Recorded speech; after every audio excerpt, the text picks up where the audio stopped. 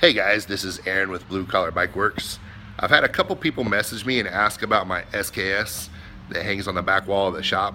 So today we're going to pull it down. I'm going to show you the mods that I've done to it and how you can make your own SKS as badass as mine is. So stay tuned. Alright guys, here's a little bit close-up look of the rifle. It does have a bayonet, and this is a Yugoslavian built SKS. The serial number says it's from 1972, and when I got it, it was packed in cosmoline, so it had never been out of the box, and I don't think it had ever been fired. A couple of the mods that I've done to it, it came with this 30 round mag, but I don't use it. I just kind of leave it in there as a placeholder, but it does not run very well. I run Tapco mags, which run a lot better, but I will get into that in a little bit. I've done a peep sight on the rear, and I've done a fiber optic on the front, and then I've changed the top of this foreign guard to a steel one. Originally it had this wood one on here, but to do this mod I had to TIG weld the ends of it here to the gas tube. So this mod is not easy to do unless you know somebody who's a welder who can actually weld it for you. So this is chambered in 7.62 by 39. It's the same ammo you would use in a AK-47.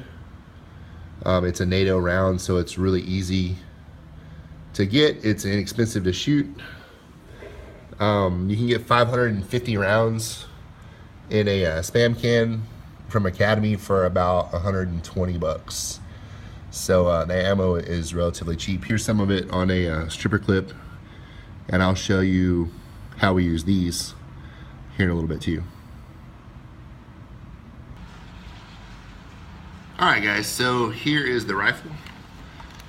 Like I said, I'm not going to use this 30 round mag, but that's what came in with it. So I'm going to show you the magazines I use. It does have a bayonet stock, and it is pointy, but it doesn't have an edge on it. It's not sharp like an actual knife is, but it just hinges open and close, and then it goes into this recess in the front of the stock right here.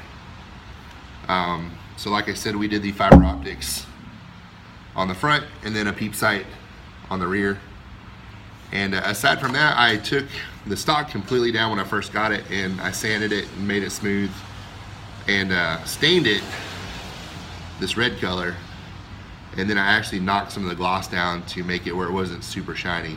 But let me show you the mag. Like I said, this 30 rounder does not work, and the reason being is, see right here in the front, there's a notch cut out of this magazine. It doesn't install right, and when you lock it in place, see where the mag can move around. So that doesn't line up the feed ramps square with the action, and so it doesn't feed right. The mag can fall and get knocked out, and it just doesn't work. This is the magazine that actually came with the rifle as an add-on, and I just use it as kind of a placeholder when I'm storing it on the wall. What I prefer is the Tapco mags, and these are 20 round mags. They feed really well, but the main difference is they have this notch right here on the front, and what that does, inside of here in the action, there's a pin, and these actually lock and snap into place. So when they do that, your mag is locked in and it's not coming out, and it is square with the action, and it feeds really well. So I prefer the Tapco mags because they work the way they're supposed to work, as opposed to the 30 rounders and the metal ones that don't work at all. So if you're going to use this or do this mod, make sure you get the 20 round mags. To make them fit, I had to Dremel out a little bit on the inside of the mag well here, because they're a little bit wider than the stock magazine. So you'll have to do a little bit of mods to make them work. But these are great, they run flawlessly. Just like that. So the stripper clip, see this notch right here? This is what we call a stripper clip. And what it's for, it's kind of like a speed loader. You load that stripper clip in the notch right here, and then you push them down, and you can actually load all those shells right there. They hold 10 at a time, so that's kind of like a speed loader for it. Otherwise, you'd have to manually load them into the magazine like that, which is not really all that hard.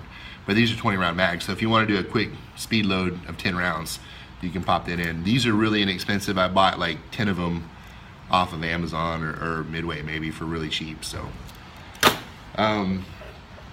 aside from that, that's pretty much it on my SKS.